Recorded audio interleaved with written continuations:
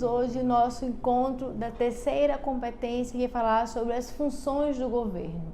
Apenas lembrando, a economia tem 4 agentes econômicos: o agente econômico família, o agente econômico empresa, o agente econômico governo e o agente econômico resto do mundo.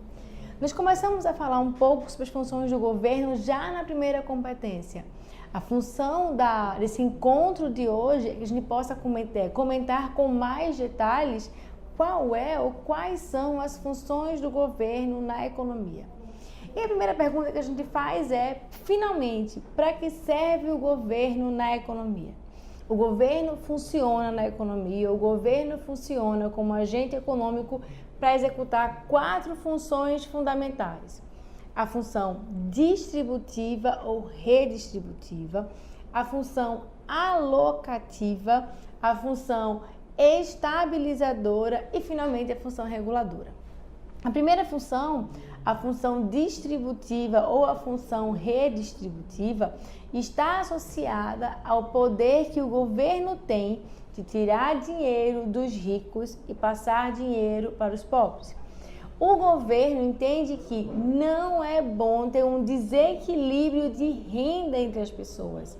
Ou seja, o governo pensa que não é bom ter uma pessoa com R$ 999, enquanto existe uma pessoa com apenas R$1. O ideal é que nós tenhamos 2 pessoas recebendo em média R$500. Isso seria uma economia mais equilibrada. Para fazer a função distributiva, para fazer a função redistributiva, o governo tem 2 instrumentos fundamentais. O instrumento número 1 são os gastos do governo e o instrumento número 2 são os impostos. Como é que funcionam os gastos do governo? O governo, toda vez que vê um desequilíbrio, ele vai passar a dar mais recursos para as pessoas com menos dinheiro. Isso pode ser feito diretamente, como acontece hoje com Bolsa Família. Você recebe um recurso diretamente no seu nome. Ou isso pode acontecer indiretamente, como, por exemplo, as bolsas do ProUni. Aquela bolsa, ela está direcionada para o seu CPF, por exemplo. Mas, para poder pagar isso, o que o governo faz? O governo implementa tributos, o governo cobra impostos da população. E onde estão esses impostos? Esses impostos estão nos bens, nos produtos que nós compramos. Toda vez que nós compramos produtos, nós estamos pagando um percentual daquele preço para o governo. Os impostos também podem ser cobrados de forma direta. Como assim? Os impostos podem ser cobrados diretamente no patrimônio das pessoas. E esse patrimônio das pessoas é a renda que elas têm. Então, eu posso pagar diretamente imposto de renda. Eu posso pagar imposto na minha casa, como é o caso do IPTU, que é o Imposto sobre a Propriedade. Eu posso ter o imposto através do meu veículo automotor, do meu carro, que é o IPVA. Então, o governo pode cobrar indiretamente os impostos ou pode cobrar diretamente. O fato é que o governo vai tirar o recurso, tirar o dinheiro de quem tem e passar esse dinheiro para quem não tem. Essa é a função número 1 do governo. É essa função que justifica, que dá a razão de ser do governo da economia. Mas ela não é a única função. Existe uma segunda função, que é a função alocativa.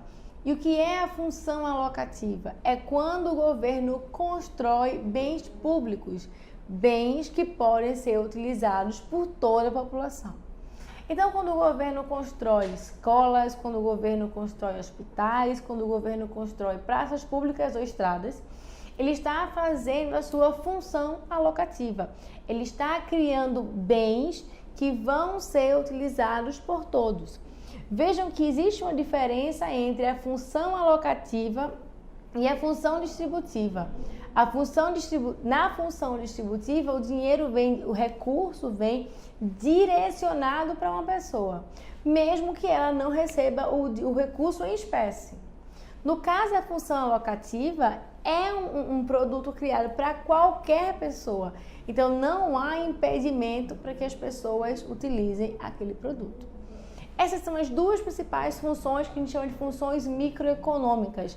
Funções mais diretas que vão ser recebidas mais rapidamente pelas famílias ou pela sociedade.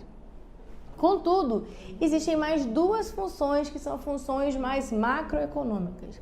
E que funções são essas? A função estabilizadora e a função reguladora. Como é que funciona a função estabilizadora? O governo não quer ou o governo não deseja que a gente tenha uma forte oscilação de emprego. O governo não quer, por exemplo, que sejam geradas 800 mil vagas em um ano para no outro ano serem destruídas 1.000 vagas. Ou seja, terem 1.000 pessoas sendo demitidas. Então, a ideia do governo é estabilizar a economia. É estabilizar para que a economia não saia do controle. E isso é feito através da função distributiva. Ou seja, toda vez que a gente ouvir nas reportagens ou ler nas reportagens que está acontecendo determinada ação do governo para conter a inflação, ou determinada ação do governo com o objetivo de conter desemprego, a gente tem que saber que essas funções são instrumentos da função estabilizadora. Essa terceira função do governo na economia. A função estabilizadora, por sinal, é a função mais frequentemente vista nas televisões. Por exemplo, o governo quer aumentar a taxa de juros. Quando o governo quer aumentar a taxa de juros, é sinal de que a gente está tendo um consumo muito alto e que por isso eu vou aumentar os juros para que as pessoas possam consumir menos. Consumindo menos, os preços vão ser ajustados.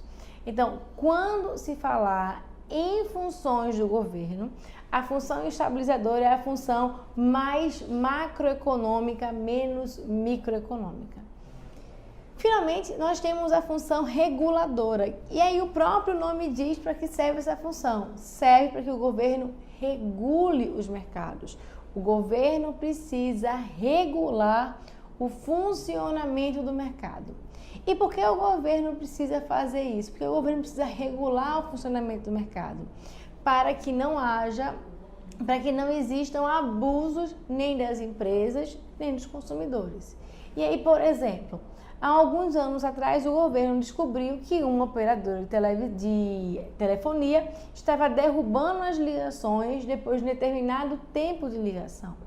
Quando isso acontece e o governo vai passar uma multa para essa empresa, o governo está exercendo a sua função reguladora, está regulando o funcionamento do mercado. Além disso, quando o governo, por exemplo, não permite que nós trabalhemos mais que 44 horas semanais, o governo está regulando as funções do mercado. O governo está regulando para que os trabalhadores não sejam explorados, por exemplo. Então, quando se falar em governo, a gente vai lembrar das 4 funções. Função distributiva, tirar dos ricos, passar para os pobres. Função alocativa, criar bens públicos que podem ser consumidos por quaisquer pessoas. O governo pode gerar a função estabilizadora, que é a função associada a equilibrar os indicadores macroeconômicos. E, finalmente, a função reguladora. O governo regula os abusos que podem acontecer dentro da economia. É o exercício dessas funções do governo que faz com que nós possamos viver, por exemplo, num ambiente democrático, num ambiente não abusivo. Então, eu tenho certeza, por exemplo, que se eu ficar grávida, o governo regulamenta que eu tenho direito ao auxílio maternidade. Se a pessoa ficar doente, ela tem direito ao auxílio doença. Todos esses auxílios da função reguladora, por exemplo, nos ajudam a ter um ambiente mais saudável dentro da economia, um ambiente melhor para o funcionamento dela. E são com esses dados que a gente vai encerrar o nosso encontro da nossa terceira competência, o entendimento das funções do governo. Para que o governo serve? Para dar mais estabilidade, para dar mais harmonia ao funcionamento do fluxo circular de riqueza. Um elemento que nós vimos lá na competência 1. O que nós fizemos nesse encontro? Apenas um aprofundamento ou a colocação de uma lupa para o melhor entendimento das funções do governo, e eu espero que tenha sido interessante para vocês. Quaisquer dúvidas podem ser tiradas dentro do material. O material está bem rico e está explicando bem como é que o governo funciona. A gente dá uma paradinha por aqui e se encontra na competência número 4. A gente se encontra em breve. Até lá!